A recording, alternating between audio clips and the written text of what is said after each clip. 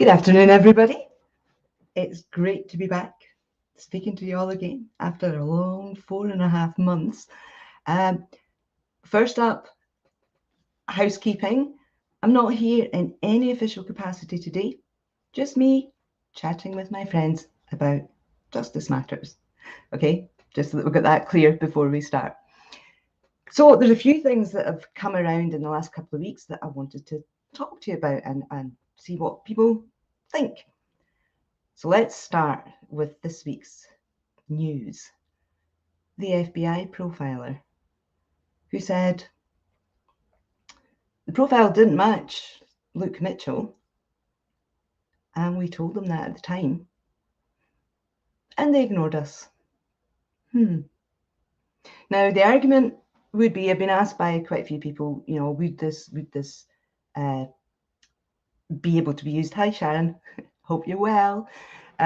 Would this be able to be used as new evidence and all of that sort of thing? And the answer is no. They didn't rely on it at the time. It wasn't used in the trial. It wasn't used at all. And that's what I wanted to talk about today. Cost. They flew 2 senior officers to the States on a lovely little jolly for them to get this profile that they then ignored. I don't know what that would have cost, but you've got the cost of their flights, the cost of their accommodation, the cost of everything while they were over there, plus their salaries for something that was tossed in the bin.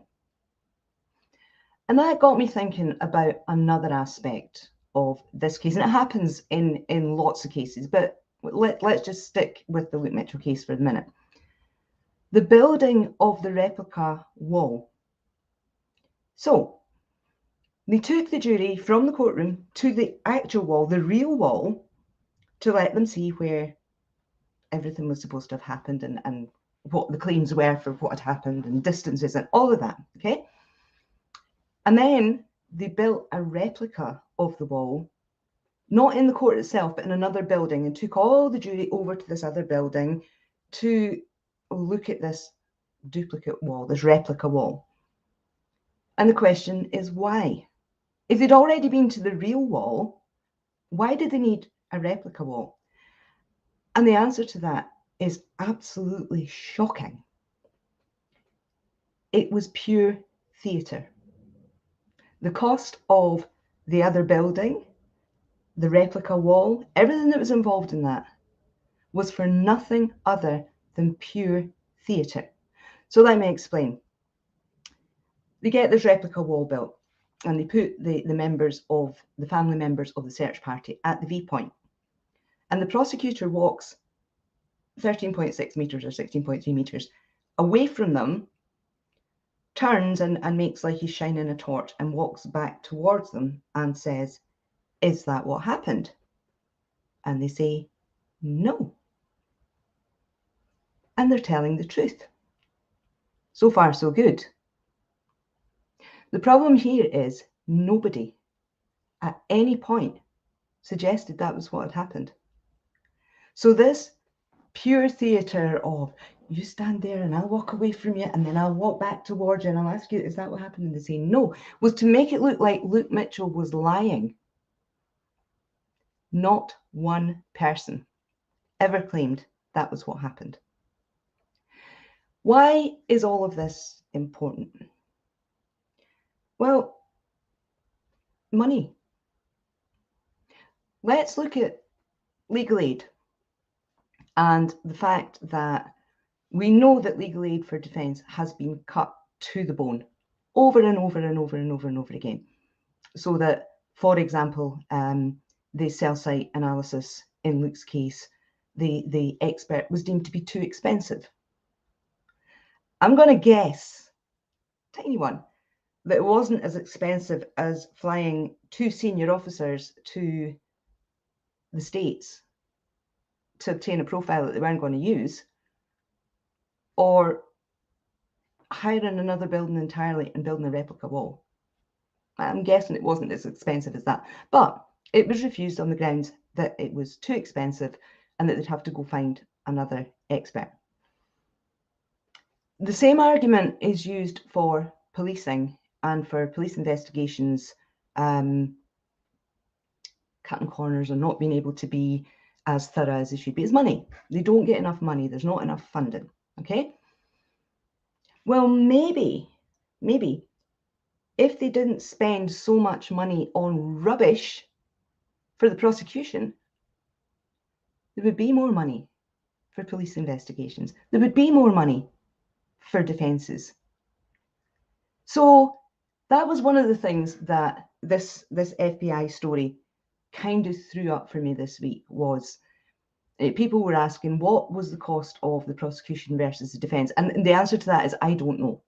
I don't know what the figures were. But when you look at things like that, they were given the money to go to the States, they were given the money to build a replica wall, but the defence were refused this paltry amount in comparison for something that actually could have provided a robust defence against the prosecution case. How unfair is a system that allows that? So, yeah, I'm not me 354. Waste of taxpayers' money too. Yeah, because we paid for that. We paid for the trip to the States. We paid for the replica wall. We paid for the entire trial as well. And all the police officers who were involved in the investigation that we now know was disastrous. So that then got me thinking about the legal aid system in general. And it has occurred to me before, but it brought it back into kind of sharp relief this week. We don't know how our justice system works in this country. We've been taught through the whole legal aid system, if you get arrested, if if for some reason you'll end up on that side of the law, don't worry about it, it's all taken care of. The lawyers will be wheeled in and they'll deal with everything. We're never and have never been encouraged to ask what's actually going on, what's being done, why it's being done, and how it might affect us. And my last 18 years in this work, I've seen this come up again and again and again. We trusted that they were doing what needed to be done. But did you know what needed to be done? Well, no. Why would I? Why would I have to know? That's what they're there for. This particular live is all about education. Yeah, it's all about saying we need to know as individuals and as a society, we need to see what's done, why it's done, how it's done, and what the outcomes are. And we need to understand that. Because for as long as we are blindly relying on the system to do the right thing, innocent people are being put in jail day after day and discovering once they're there, it's virtually impossible to undo the damage that's been done. Now, I'm talking about me here as well. Prior to this work, I had no reason to question whether it was being done properly. I had no reason to question how the system moves from one place to the next to the next. It never occurred to me. And I think one of the biggest difficulties for people that has never happened to is they just can't imagine why it's relevant to them. Why should it be relevant to them? Because they've never been affected by it. They're never going to be affected by it. If this year has shown us anything, it's this huge wake-up call of it could happen to anybody, including you or a member of your family. So we need to know, we need to start learning, and we need to find places that will teach us what we need to know. So that takes me on to something else that was sent to me this week. And even I, after 18 years of turning the system on its head and going, no,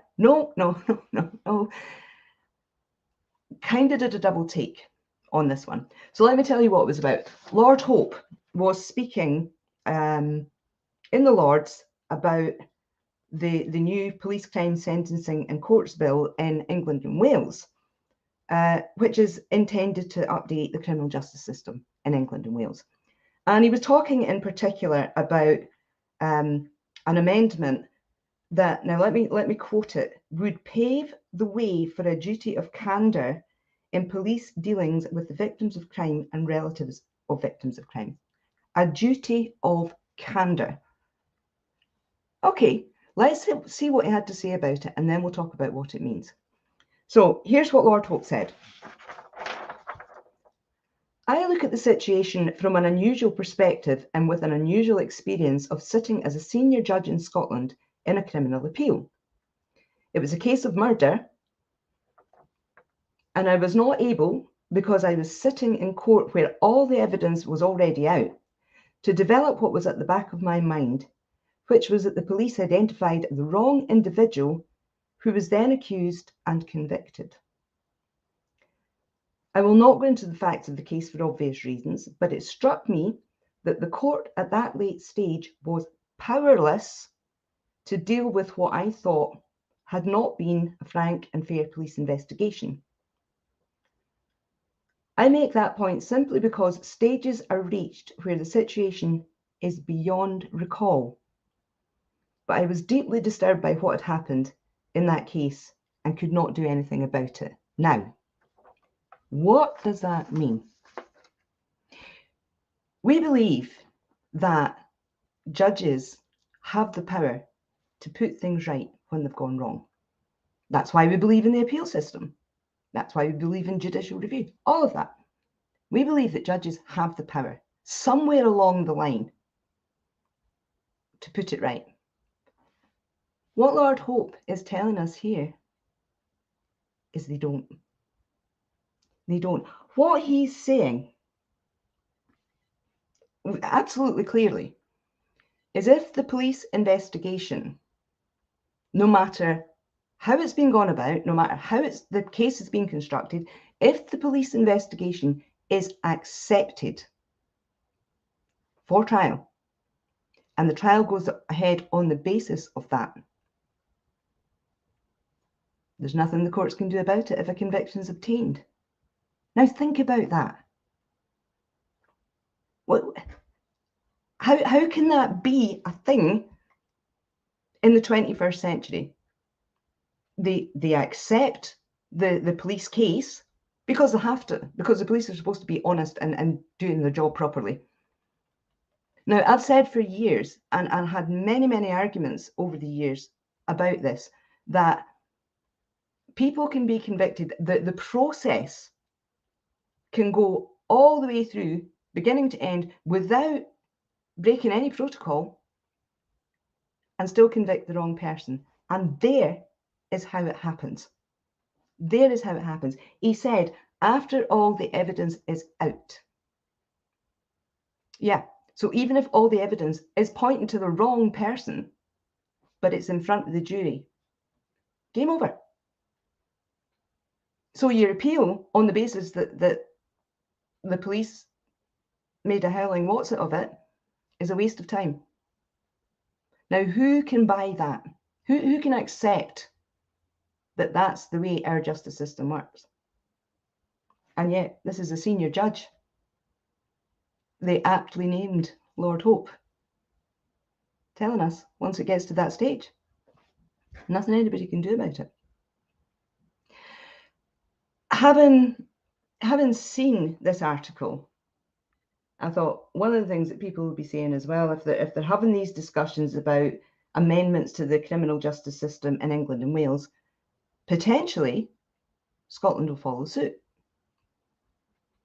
And it's a nice idea, but how many of you have heard of the report that's entitled Policing, Complaints Handling, Investigations and Misconduct Issues, Independent Review? It was published on the 11th of November 2020, so almost a year ago to the day. Of those of you who have heard it, heard of it. How many of you have actually read it? This was the first, and I'm reading this directly from the front of the report, the first independent review of complaint handling, misconduct and investigations since the creation of the new policing structures in 2013. So Police Scotland, when they amalgamated all the police forces. This was the first independent review since 2013, and this is November 2020. What did it have to say? And in what ways did it show the effects or the efficiency of Police Scotland? Rather than go through the whole thing, which would just be tedious, I thought what I'd do is pick out some of the recommendations and we'll work backwards and figure out why did we need these recommendations. Sorry, somebody asking where we can find the report. I'll put a link after the live. Sorry, I should have had it in before now. I was not as organised as I might have been. This is the first time I've done this in 4.5 months. So let's look at the recommendations and work backwards to see why we think we might need these recommendations for our existing police force who've been doing this since 2013 without apparently any guidance. Okay, recommendation number 3. I'll read it first and then we can think about it. Other than for pressing operational reasons, police officers involved in a death in custody or serious incident, whether as principal officers or witnesses to the incident, should not confer or speak to each other following that incident and prior to producing their initial accounts and statements on any matter concerning their individual recollections of the incident, even about seemingly minor details. As with civilian witnesses, all statements should be the honestly held recollection of the individual officer. They shouldn't confer, they shouldn't speak to each other, and their accounts should be the honestly held recollection of the individual officer. What do we think came up in the review that required that recommendation? It's not rocket science. It's so not rocket science. So principal officers or witnesses to police who were witnesses to incidents were conferring and speaking to each other prior to producing their initial accounts. That might come down along the lines of collusion, maybe. And as with civilian witnesses, all statements should be the honestly held recollection. Does that suggest that some of their statements were not the honestly held recollections? Well, since we're talking about since 2013, how many? And in what cases? And what were the consequences? And we also have to point out that 10 years before Police Scotland became Police Scotland, civilian witnesses were being allowed to speak to each other, and there was no problem with their honestly held recollections changing as a result of those conversations with each other. But here we are at last. Good news, 2020. We have a recommendation to keep them on track. Excellent. Okay, recommendation number 10. The Scottish Government should propose amendment of the Police and Fire Reform Act 2012 to the following effect. There should be an explicit duty of candor on the police to cooperate fully with all investigations into allegations against its officers. They have to include this in the Act to make it happen. An explicit duty of candor to cooperate fully with all investigations into allegations against its officers. Okay, let's turn it around again. Why do we need that guidance written into an Act? The suggestion is that the police don't cooperate fully with investigations into allegations against its own officers. And again, we've only got this in 2020, and we've had Police Scotland since 2013. So how many officers who should have been investigated and weren't because of this lack of candor amongst other police officers between 2013 and 2020? And how much difference do we really think this will make? Recommendation number 12. So this is about conduct regulations. Constables have a duty to assist during investigations, inquiries, and formal proceedings, participating openly, promptly, and professionally in line with the expectations of a police officer when identified as a witness. So this is yet another suggestion that police officers are not assisting openly, promptly, and professionally. Now, this is pretty damning stuff. Bearing in mind what I just said about Lord Hope saying that at the police investigation stage, once that's accepted and taken to trial, if it's accepted by the jury, it's game over for the accused if they're found guilty. And now we find we have lack of candor. We have police officers colluding and speaking to each other before they give their statements. We have constables not participating openly, promptly, and professionally. How many people do we think have had cases built against them on the basis of these failings that until 2020 there was no official acknowledgement of whatsoever? So these are things, yeah, we really have to think about, because this is being done in our name. These officers are acting on our behalf. So I suppose one of the big questions is, why did it take until 2020 to have a look at what they were doing and to see if there was any problems with it? Why were, since they pulled them all together into one police force, why were they not being monitored from day one to see what the effects were and to see if there were any problems with the new organisation? Didn't occur to anybody that it might be worth keeping an eye on. There are another two recommendations that I just want to touch on because I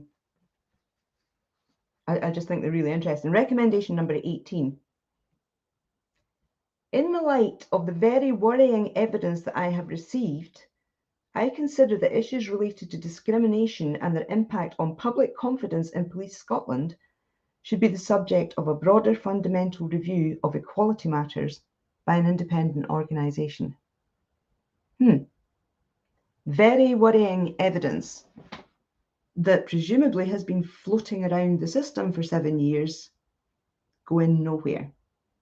Now, this report makes reference to public perceptions of police policing police, and everything just going around in circles and nothing getting done. And I think Shona Miller couldn't investigate up the number. Yeah. I think that public perception of police policing police has been an issue for quite a long time. And like everything else, it seems, in our justice system, it's ignored, it's swept under the carpet. We ordinary people are just minions. There's no attention given to our perceptions until it becomes an issue that's too much to sweep under the carpet, and then action has to be taken. So that's the bottom line. For as long as they get away with it, they'll keep getting away with it until it starts to crumble, and then they think, oh, we better do something to appease us, the ordinary people, to make it look like something's being done. So this report in 2020 was to make it look like something was being done, but all it did was make recommendations.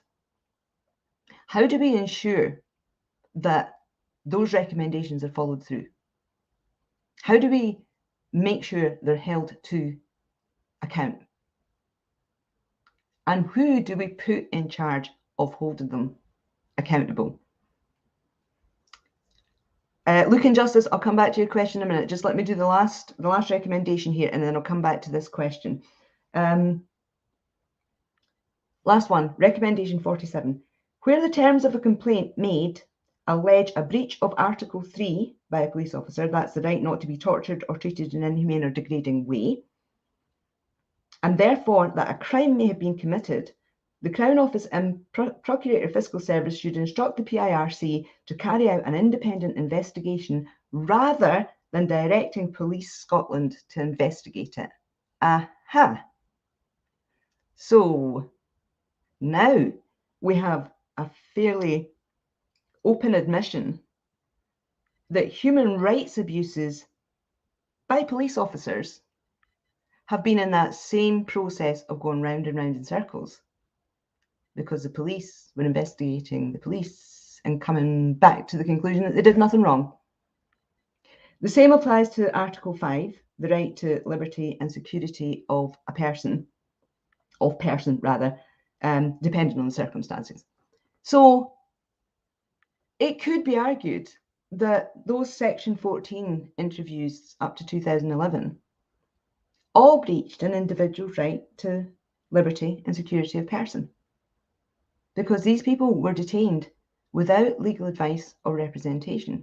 Well, they were just spirited away and subjected to massive interrogations that were supposedly legal in Scotland, but they had this right to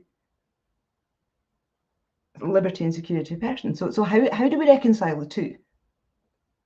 And how, now that we've got to 2020, and they're saying, oh, well, maybe we shouldn't have police investigating these. Maybe we need to have the independent commission investigating these. Now, on top of all the how many wrongful convictions might there have been, we have how many human rights breaches have there been? And personally, I find that quite terrifying, because these recommendations are outright admissions that these things have been allowed in policing in Scotland all this time. And then we have Lord Hope saying, if these things have created a case that has ended up in a conviction, and how could it not? It is designed to end up in a conviction. There's nothing the appeal court can do about it. We do now have the PIRC, the independent committee to look at policing. How reliable that will be, how much power it will have, given that until now it didn't even have the power to look at Article 3 and Article 5 breaches, because they were handed back to the police to investigate. Again, it would seem we have a long way to go before we can rely on that organisation to hold the police accountable as well.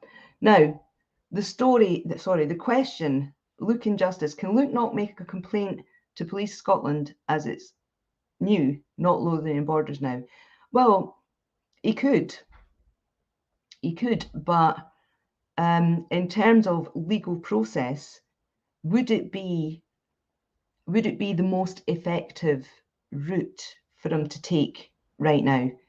And I am not speaking in an official capacity. I have to keep saying this. I'm just here as me today. In my opinion, as me, not a representative or working on the case or anything like that, he could make a complaint, but it would not be the most effective route for him to take in terms of overturning his conviction at the minute. That may change. Going back to the FBI report, the question about whether that would be new evidence, I think I explained it wasn't relied on by the prosecution, so it wouldn't be new evidence in its own right. There are ways it could be introduced as new evidence, but those are pretty technical and relying on other information that we would need that Luke's team would need to get to take that forward. Which actually brings me back to another aspect of Luke's case and others like him, and that is trying to get information released. So samples for new testing or copies of particular reports or anything like that, trying to get them released in order for the defence or the appeal team, because there is no defence after somebody's been convicted, they don't have a defence, they have an appeal team. Getting that information released in order to have these new investigations done. The first hurdle that is always thrown in the way is it's called a fishing expedition. So you just want all the information to trawl through it and see if you can find something to get the case back to the Court of Appeal. Well, okay, even if that were the case, what's wrong with that? We're not asking the state to pay for it. We're not asking the taxpayer to pay for it. In most cases, people are saying, give us the stuff. And we've got experts willing to do it for free. We've got people like me willing to do it for free. It's not costing you anything other than the release of the stuff. Let's look at the flip side of that. So as you know, in Luke's case, and in many others like him, 3 police raids on the family home. And they took everything, regardless of whether they thought it was connected to the alleged case that they were investigating or not. They took everything. They took a plastic garden ornament, for example. So they've taken everything in the first raid. Every single item then has to be catalogued, labelled, bagged, and kept somewhere. 6 weeks later, they do the same again. What did they think they were going to find 6 weeks later after they'd taken virtually everything in the first raid? But no, they came back and they took all new stuff this time. Same process, has to be catalogued, labelled, bagged, stored. How much money do you think was wasted on those processes 3 times over? And the argument that a fishing expedition is a waste of taxpayers' money. No, all they have to do is go and get the stuff they catalogued themselves and hand it over. That's it. That is the end of their costs. So it's not about money in that instance, not at all. It's about making sure people don't get to the stuff that's been hidden in that mountain of rubbish, essentially, that was collected. So I was going to say something else about that. Oh yeah, getting samples released and things like that. So again, let's say by some miracle in a case, we get, David, I'll come back to your question in a minute. We get articles released. Or let me go at that a different way. In one case that I have had some involvement with, not in Scotland, the courts ordered the police to release samples that they had. And the police just ignored the court. And I don't mean for a week or two or for a month or two, but for years. Now, once again, we've just talked about how the courts can't do anything about a police case that's gone all the way to conviction. Now we have courts saying, give them the stuff. And they go, nah. And then just don't do it. What then? What then? But let's go one step further and say, by some miracle, the stuff gets released. And you get your experts to look at it and they come up with some new evidence or some new perspective on that evidence. And immediately you run into another obstacle. And the Commission will say something like, well, it's not really new because that could have been known at the time of the trial. Now, there's a case that I have been involved in. That's as much as I can say about it. But essentially, a witness lied.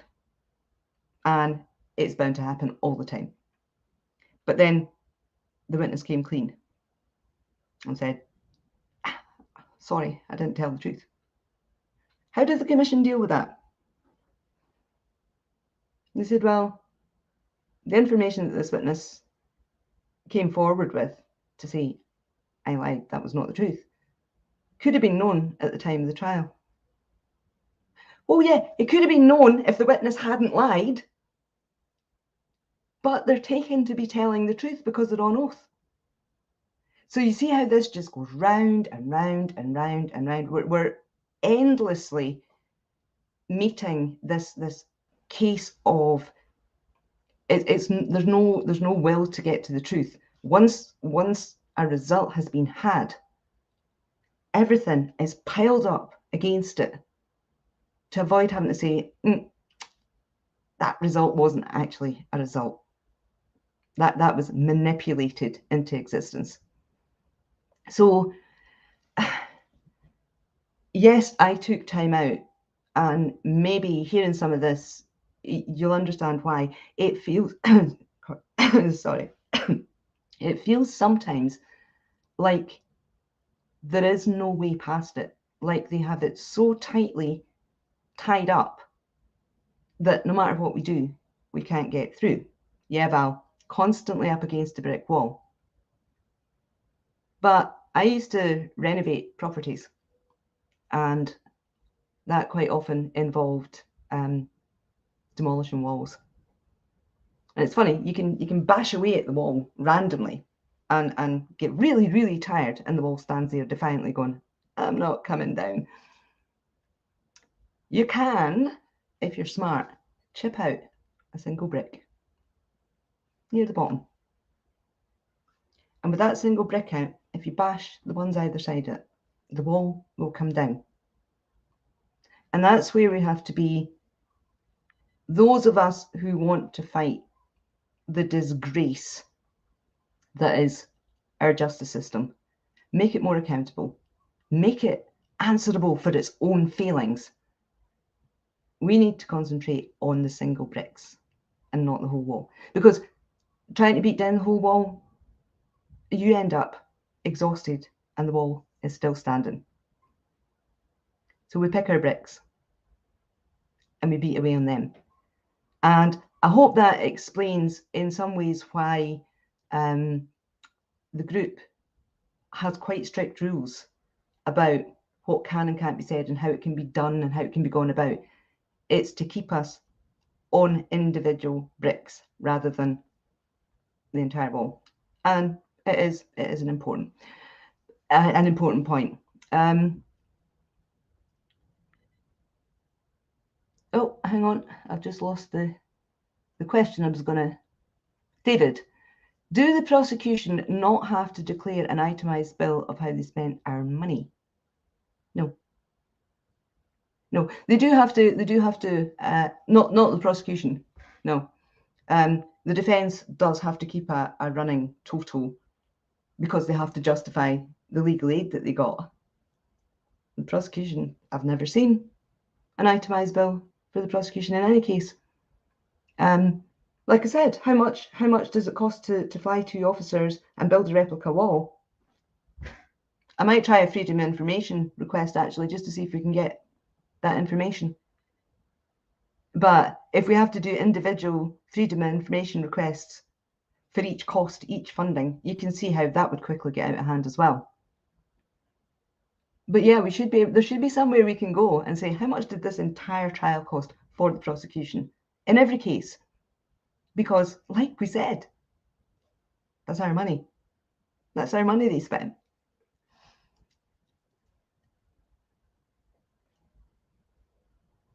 Derek, had they done the same with other persons of interest, Jodie would have had her rightful justice. Yes, yes.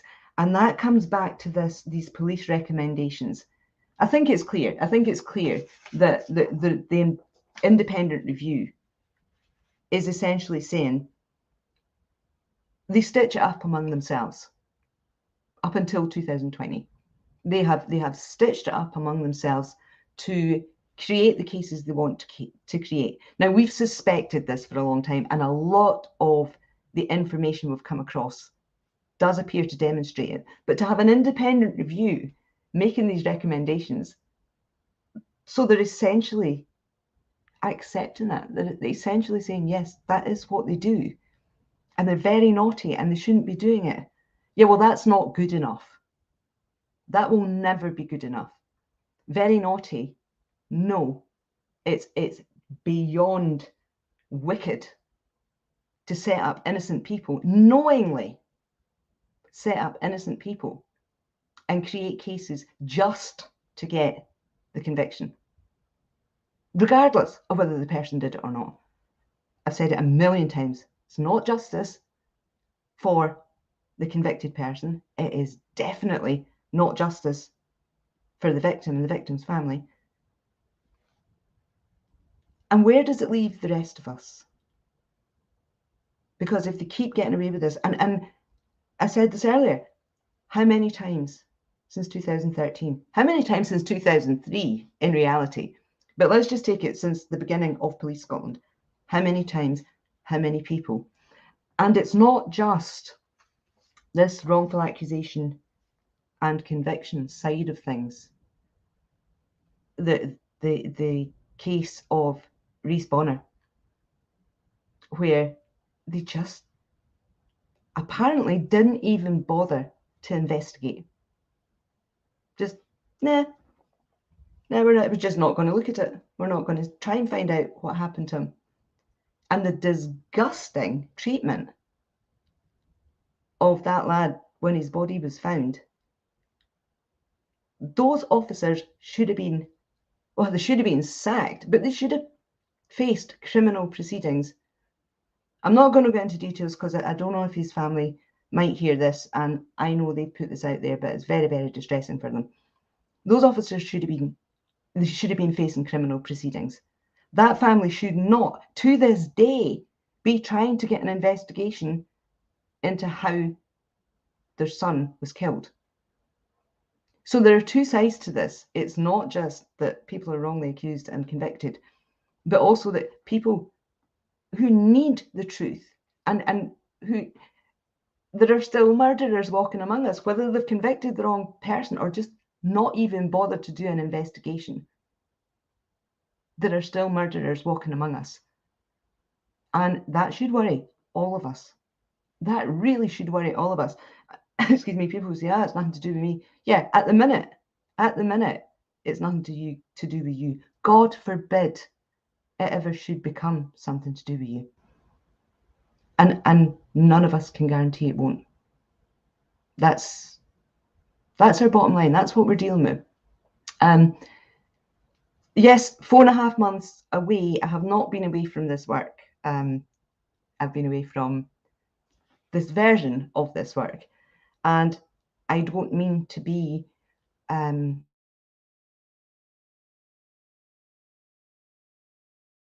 like that. What I'm trying to say is it's a big, big fight, and it needs us, all of us, standing up there and saying, not in my name, not in my name. And ways of doing this, well, the petition, as you know, the petition for the independent review, at the minute, an independent review is one of the only ways we're ever going to get to the truth in this case. It's a lovely idea to think that one day we might get the stuff released that we would like to see released and retested and all of that. But it's more than that now. It's not just the overturning of a conviction. It's the examination of the whole raft of processes that allowed that conviction to ever take place in the first place, so that they can learn from it. so that they can look at it and say, this should never be allowed to happen again. And here is how we can put things in place to make sure it never happens again. Now, if they've got nothing to hide, if the entire system's got nothing to hide, then what reason would anybody have for saying, don't have an independent review? The people who believe that Luke Mitchell's guilty, what reason would they have not to want an independent review? We've already said, if they will allow the stuff to be released, we, the public, will raise the funds to pay for it. We're not asking for taxpayers' money.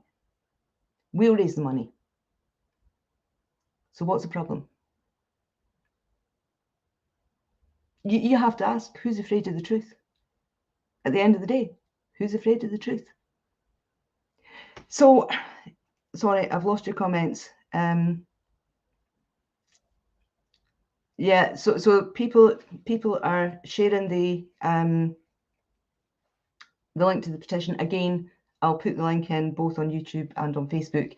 I should have had that all set up before I started. But yeah, taking that and the petition to say, look, there's 25,000 people in Scotland have questions about a case that's supposed to be resolved beyond reasonable doubt. 25,000 people with questions is not beyond reasonable doubt, is it? And those are their own rules. It has to be beyond reasonable doubt. So again, I'm not quite sure what the issues are with not having an independent review. We've talked about cost. There is this ridiculous claim that it's undermining justice. Okay, so not answering questions that really need answered and not releasing information that would give the full picture isn't undermining public confidence, isn't undermining justice. Well, it's not the way I see it. The way I see it is, if you want to encourage confidence in policing and confidence in our justice system, then you need to show that it's being done properly. You can't just go, nope, we're not talking about that. It needs to be seen to be done properly. And at least 25,000 people, or almost 25,000 people at the minute, don't think it was. And those are the ones that have signed the petition. So those of you who have your doubts, who may not yet have signed the petition, please do that. Please add your names and let's get these numbers up, because it's our justice system. It's not theirs, it's ours. It works for us. And it's time it was answerable to us. So that's the petition. Now, one other thing, and this is just a little thing I did myself, because we've seen a lot since the documentary came out in February. We've seen a lot of people talking about bias and one-sidedness and the claims that we're all internet sleuths and keyboard warriors and amateurs and all of this, stuff. So I got to thinking, it would be quite interesting to have a look at how many experts over the years have commented on this case, and have commented in particular about flaws, failings, errors, that sort of thing. So I put together an email I did not put together an email. Where did that come from? I put together a video for YouTube, which will probably go out tomorrow, with all these experts back to back. So it's not really a narrative. You can hear the narrative from the experts' comments all the way through. In this 25-minute video, they identify 53 flaws, errors, and failings. 53. And that's not us, the Joe Publics here. That's not those of us who are being accused of being amateurs and, you know, a Google search means we know more than the experts and everything. No. These are the actual experts. So this video runs from 2007 to now, over 25 minutes. So I thought I would throw that in there because, well, like I said, one of the things that we're often accused of is bias and one-sidedness and amateurism and all of that. So yeah, the real experts, all in one video. Anna, it's funny when people call us amateur detectives, ignoring the fact that a jury are just members of the public. In this case, not even given the full facts. And furthermore, ignoring the opinions of professionals. Well, goodness me, imagine that. And you're right, they absolutely do ignore that. So on the one hand, they're standing up there giving it, he was found guilty by a jury, yada, yada. Yeah, he was. A jury of ordinary people, not experts. Yeah? And is there any suggestion whatsoever that that particular jury may have been biased and one-sided? Well, we don't have any proof of that, but we do have the media coverage. So again, something to think about.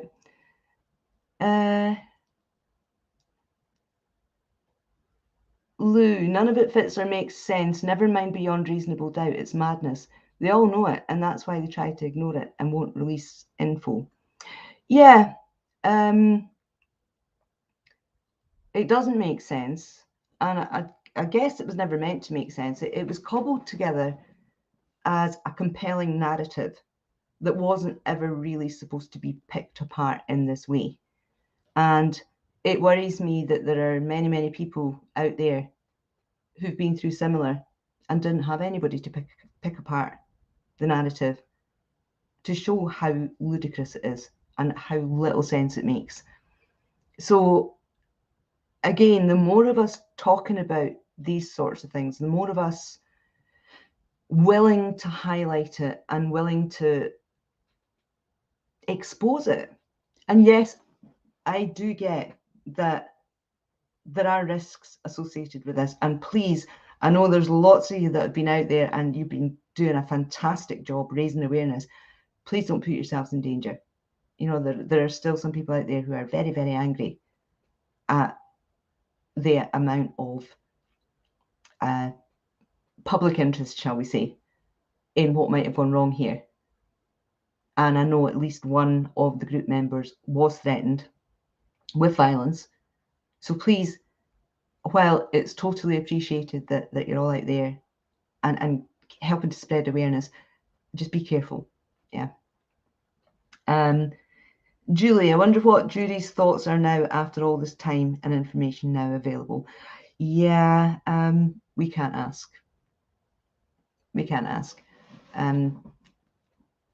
I know jurors can speak. Now, I have to be very careful because the media picked up on this the last time and said I was encouraging jurors to come forward.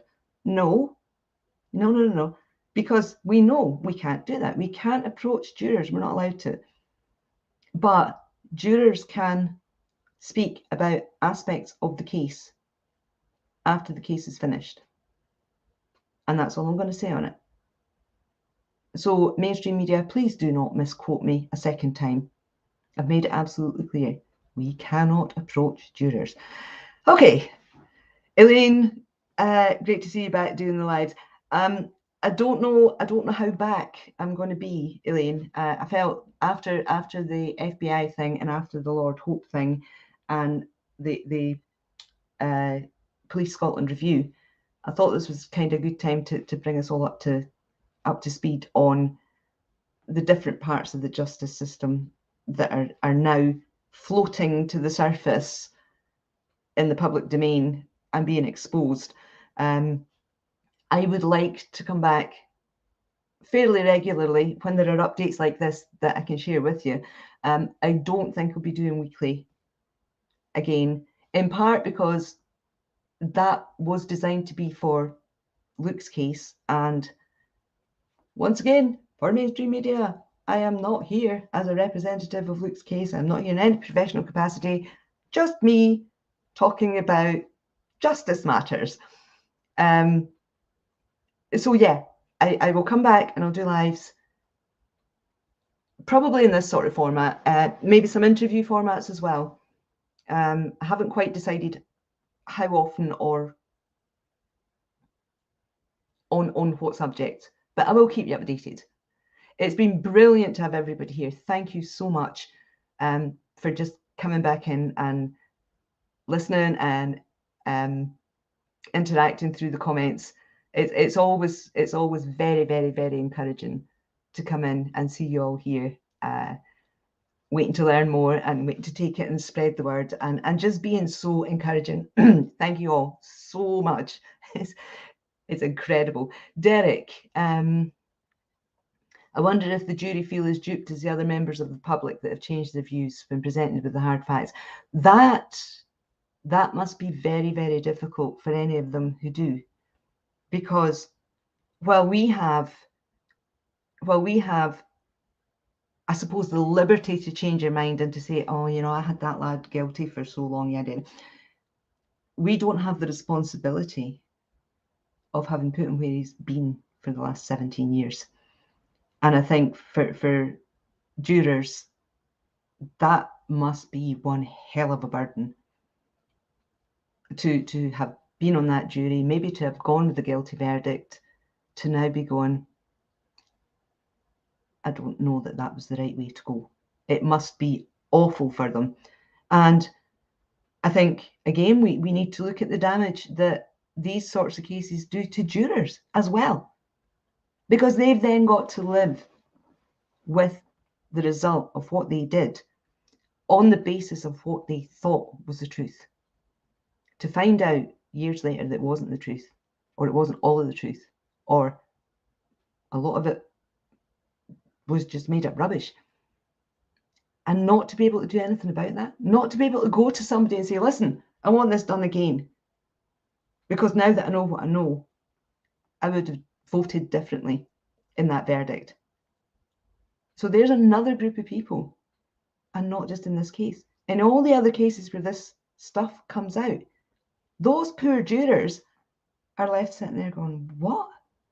They just fed me a load of crap. And I believed I was doing my duty as a citizen to decide on innocent or guilt beyond reasonable doubt. There's a lot of people damaged by this, a lot of people affected by it. And yet, who was it that said that, Stephanie? Wasn't fair on them. It's not. And we need to keep going. We need to keep going because we need to change this. Right, thank you all so much for being here. I was a little bit nervous about doing this today, but you've been lovely and you've made it a real pleasure once again. So I'm going to head off, and I will be back soon. Not quite sure when, but I will post when I'm coming back again. So sign the petition, watch the video, read the police report. I will put all the links in, and yeah, let's come back and discuss all of that in a few weeks' time. Okay, have a great rest of your Sunday, and I will see you all very soon. Thanks a lot. Bye.